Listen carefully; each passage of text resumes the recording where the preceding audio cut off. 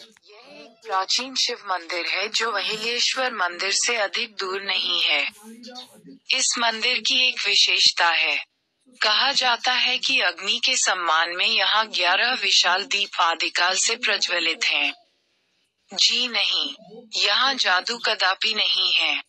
इन दीपों को भक्तों ने अब तक जलाए रखा है। प्रत्येक दीप को 24 घंटे प्रज्वलित रखने के लिए लगभग 1.25 किलो घी की आवश्यकता होती है। भक्तगण इन दीपों को अखंड प्रज्वलित रखने हेतु घी दान करते आए हैं। आप इन बड़े बड़े दीपों को अपनी आगामी महेश्वर यात्रा के समय अवश्य देखिए। इस परिसर में एक छोटा सा मंदिर सहस्त्रार्जुन को भी समर्पित है। सहस्त्रार्जुन वही सम्राट है जिन्होंने यहीं रावण को कई महीनों के लिए बंदी बनाकर रखा था। राजराजेश्वर मंदिर में बैठकर एक क्षण कल्पना कीजिए। जब यहाँ गढ़ नहीं था तथा केवल यह मंदिर नर्मदा के समीप था, तब नर्मदा के समीप आश्रमों में बैठकर कई ऋषियों ने यहाँ तपस्या की होगी। नर्मदा तट पर स्थित नर्मदा मंदिर, महेश्वर। नर्मदा मंदिर एक मध्यम आकार का मंदिर है जो नर्मदा के महिला घाट पर निर्मित है। इस शिव मंदिर के भीतर एक शिवलिंग तो है ही, साथ ही नर्मदा की एक मानवीय रूप छवि भी है। यह मंदिर सुंदर स्तंभों एवं वृत्ताकार तोरणों के वास्तुकला से अलंकृत है। इन तोरणों के मध्य से नर्मदा का दृश्य मंत्रमुग्ध कर देता है। नर्मदा नदी के मध्य स्थित प्राचीन बानेश्वर मंदिर। बानेश्वर मंदिर नर्मदा नदी के मध्य स्थापित है। दूर यह मंदिर छोटा सा प्रतीत हो रहा था। ऐसा माना जाता है कि यह मंदिर उस अक्षांश पर स्थित है जो धरती के केंद्र बिंदु को ध्रुव तारे से जोड़ता। विंध्यवासिनी मंदिर, महेश्वर। महेश्वर बस स्थानक के समीप स्थित यह मंदिर उस समय बंद था जब मैं इसके दर्शनार्थ यहाँ पहुंची थी। स्लेटी रंग का इसका ऊंचा शिखर दूर से दिखाई पड़ रहा था जिसके चारों ओर महेश्वर की दैनिक दिनचर्या अबाधित रूप से चल रही थी। महेश्वर की छत्रियां। जिन छत्रियों की मैं चर्चा कर रही हूँ, वे वास्तव में स्मारक अथवा समाधियां हैं जो आमतौर पर राजसी परिवारों के स्वर्गवासी सदस्यों की स्मृति में परिवारजनों द्वारा बनवाए जाते हैं। उपरोक्त जिस अहिल्या शिवालय के विषय में मैंने लिखा है, उसके ठीक सामने एक सुंदर छतरी है। विठोजी को समर्पित इस छतरी के आधार पर चारों ओर एक विस्तृत गज पट्टिका है। इस षटकोणी संरचना के भीतर नक्काशीदार पत्थर की भित्तियां हैं।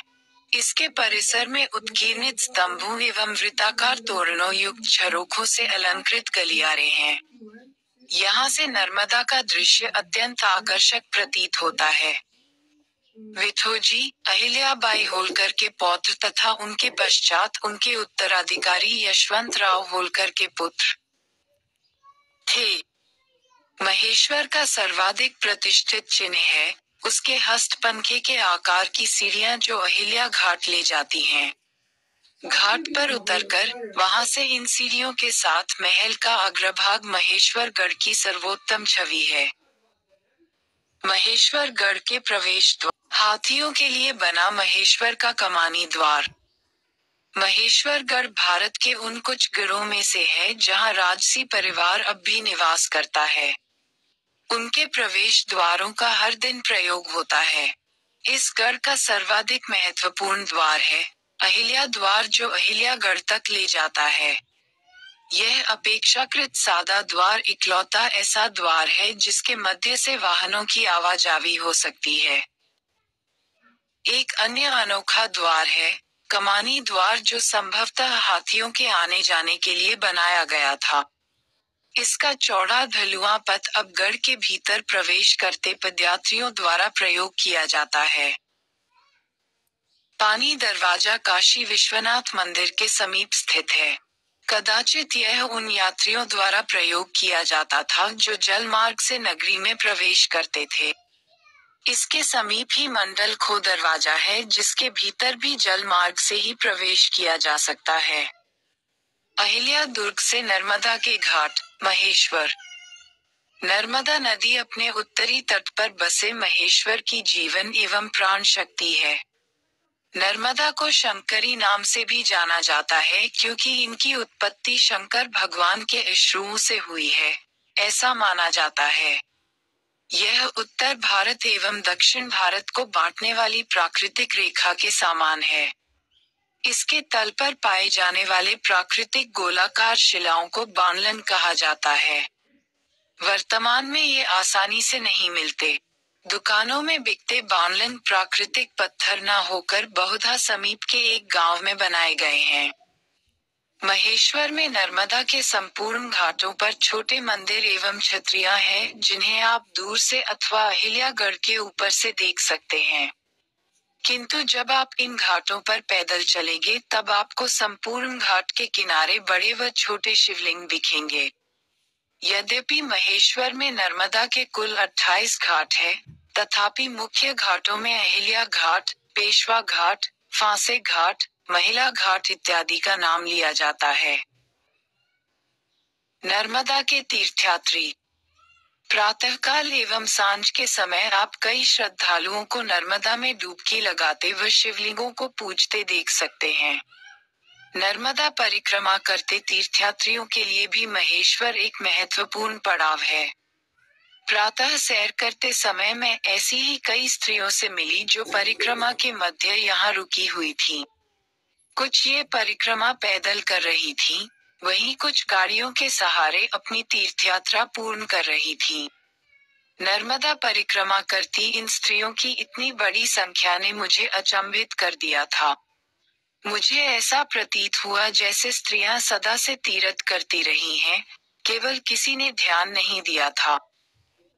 नर्मदा में नौक की सवारी करते हुए मुझे संपूर्ण भारत का तथा कदाचित संपूर्ण विश्व के सर्वाधिक विलक्षण दृश्य का दर्शन हुआ। नौक से नर्मदा के बीच पहुंचकर महेश्वर की ओर देखने पर नगर के तटीय भाग का जो विहंगम दृश्य प्राप्त हुआ वह मेरे अनुमान से महेश्वर का सर्वाधिक अप्रतिम दृश्य था।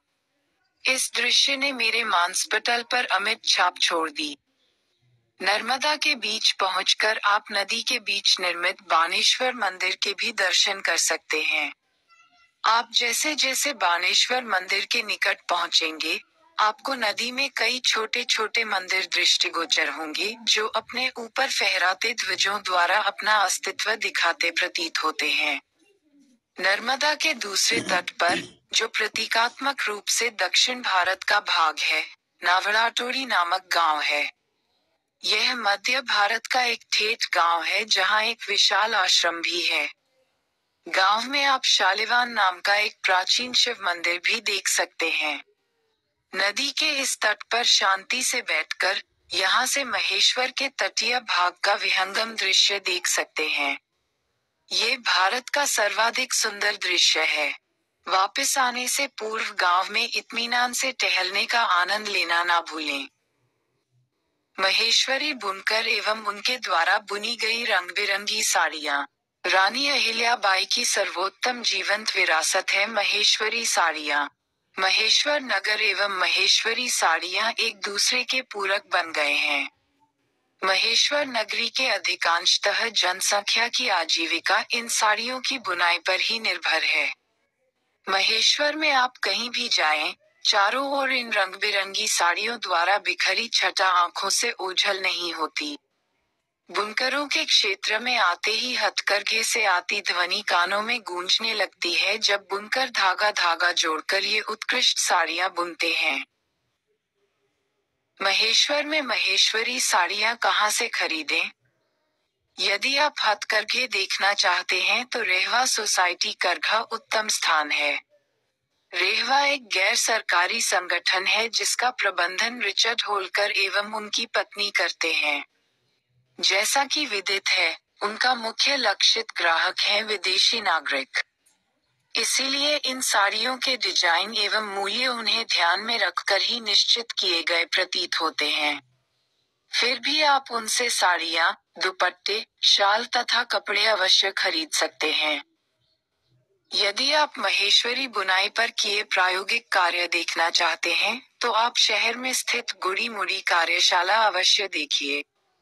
इन्हें खरीदना अत्यधिक महंगा सौदा है, फिर भी मुझे उनके प्रयोग एवं स्वाभाविक बुनाई बहुत भाई। रोजमर्रा की महेश्वरी साड़ियाँ खरीदने के लिए आप शहर में स्थित ताना बाना अथवा पवार शॉप जाएं। इनके पास हर प्रकार के उपभोक्ताओं के ध्यान में रखते हुए हर प्रकार के डिजाइन तथा मूल्य की साड़ियाँ मिल जाएंगी। यदि आप अहिल्या बाई होलकर द्वारा पहनी गई पारंपरिक साड़ियों के सामान साड़ियाँ खरीदना चाहें तो सुनहरे किनार की मोतिया रंग की साड़ी खरीदें। अहिल्या संग्रहालय। ये संग्रहालय महेश्वरगढ़ से किंचित दूर स्थित एक छोटा व खराब रखरखाव का संग्रहालय है। यहाँ तक पहुँचने के लिए हमें कई लोगों से पता पूछना पड़ा। यहाँ खरगोन जिले के प्राचीन वस्तुओं का अच्छा संग्रह है। आपको बताना चाहूंगी कि महेश्वर खरगोन जिले के अंतर्गत आता है। महेश्वर के आसपास के दर्शनीय स्थलों में सहस्त्रधारा का नाम लेना चाहूंगी। आप यहाँ तक नौक द्वारा पहुँच सकते हैं।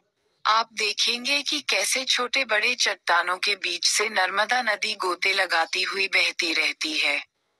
वर्षा के कारण मैं इसके दर्शन नहीं कर सकी। सबने मुझे वहां ना जाने की सलाह दी। महेश्वर एक छोटी, फिर भी सर्वोत्कृष्ट भारतीय नगरी है, जो भारत के हृदयस्थली एवं प्राचीनतम ज्ञात नर्मदा नदी के तट पर बसी हुई है।